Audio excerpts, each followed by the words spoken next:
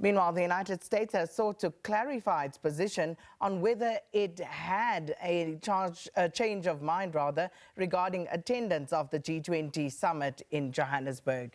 The White House has released a short statement saying that its chargé d'affaires in Pretoria will attend the declaration handover ceremony as a formality. However, the United States says it is not joining the G20 discussions themselves. A White House press secretary, Karoline Leavitt, had this to say.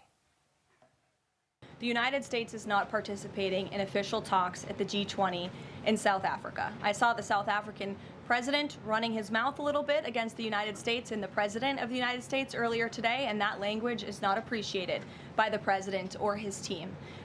The ambassador or the representative of the embassy in South Africa is simply there to recognize that the United States will be the host of the G20. They are receiving that send-off at the end of the event. They are not there to participate in official talks, despite what the South African president is falsely claiming.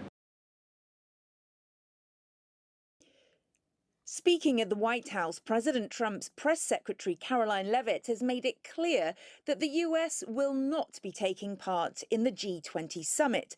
She told reporters that she'd seen, quote, the South African president running his mouth a little bit, and that it's not appreciated by the president and his team.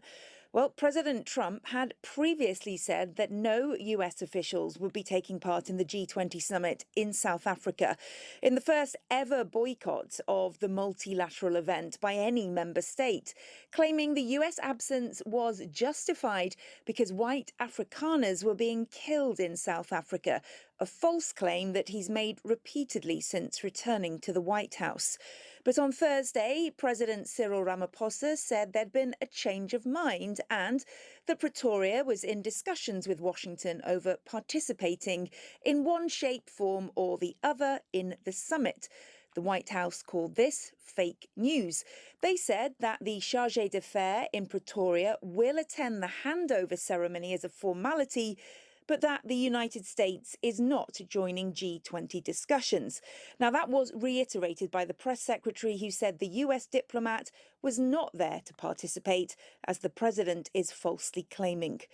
Washington had also warned Ramaphosa's administration not to attempt the publication of any joint statement given the US's absence.